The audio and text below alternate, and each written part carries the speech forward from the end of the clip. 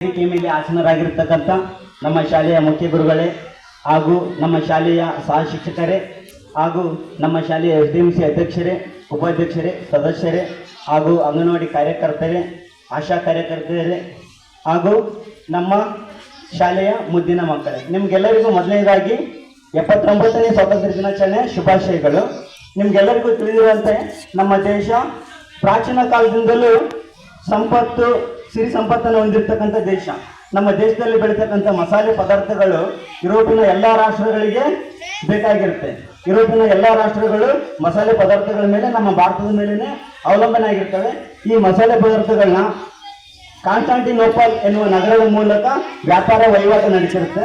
ಯಾಕಪ್ಪ ಇದೊಂದೇ ಮಾರ್ಗ ಅಂತಂದ್ರೆ, ನಮ್ಮ ಭಾರತ ದೇಶ 3 ಕಡೆಯಿಂದಲೂ ಜಲಭಾಗದಿಂದ ಸುತ್ತುವರಿದೆ, ಕೇವಲ ಒಂದು ಕಡೆಯಿಂದ ಮಾತ್ರ ಭೂಭಾಗದಿಂದ ಸುತ್ತುವರಿದೆ.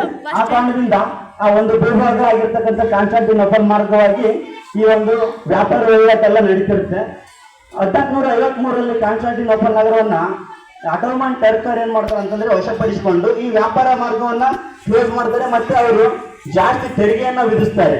ಇದಕ್ಕೆ ಯುರೋಪಿನ ರಾಜ್ಯಗಳು ಅಷ್ಟೊಂದು ತೆರಿಗೆಯನ್ನ ಕೊಡೋಕೆ ಸಾಧ್ಯ ಆಗಿದೆ. ಅವ್ರಿಗೆ ಒಂದು ಪರಿಹಾರ ನೋಡುತ್ತಾರೆ. ಆ ಪರಿಹಾರ ಏನಪ್ಪ ಅಂತಂದ್ರೆ, ಭಾರತಕ್ಕೆ ಹೊಸದಾಗಿರ್ತಕ್ಕಂಥ ಜಲಮಾರ್ಗವನ್ನ ಕಂಡುಹಿಡಿಯೋದು. ಯಾಕೆ ಜಲಮಾರ್ಗ ಕಂಡುಹಿಡಿಯಬೇಕಾಯ್ತಪ್ಪ ಅಂತಂದ್ರೆ, ಭಾರತ ದೇಶ ಒಂದು ಕಡೆ ಭಾಗದಿಂದ ಸುತ್ತುವರೆದಿದೆ, 3 ಕಡೆ ಅವರು ಜಲಮಾರ್ಗವನ್ನ ಕಂಡುಹಿಡಿಯಬೇಕಂತ ಯೋಚಿಸ್ತಾರೆ. ಅದರ ನಂತರ ಪೋರ್ಚುಗಲ್, ಸ್ಪೇನ್ ಸಾಕಷ್ಟು ನಾವಿಕರು ಭಾರತಕ್ಕೆ ಜಲಮಾರ್ಗವನ್ನು ಕಂಡುಹಿಡಿಯೋದಕ್ಕೆ ಪ್ರಯತ್ನಿಸ್ತಾರೆ. ಅದರಲ್ಲಿ ಬಾರ್ತಲೋಮಿ ಡಯಸ್, ಅಮೆರಿಗೋ ವೆಸ್ಪಿ, ಕೊಲಂಬಸ್ ಸಾಕಷ್ಟು ನಾವಿಕರು ಪ್ರಯತ್ನ ಪಟ್ಟರು ಕೂಡ ಅಲ್ಲಿ ಭಾರತಕ್ಕೆ ಜಲಮಾರ್ಗವನ್ನು ಕಂಡುಹಿಡಿಯಕ್ಕೆ ಆಗೋದಿಲ್ಲ. 1898ರಲ್ಲಿ ವಾಸ್ಕೋ ಡ ಗಾಮ ಪೋರ್ಚುಗಲ್ನಿಂದ ಹೊರಟು ಕೇರಳದ ಕಲ್ಲಿಕೋಟೆ ಅನ್ನೋ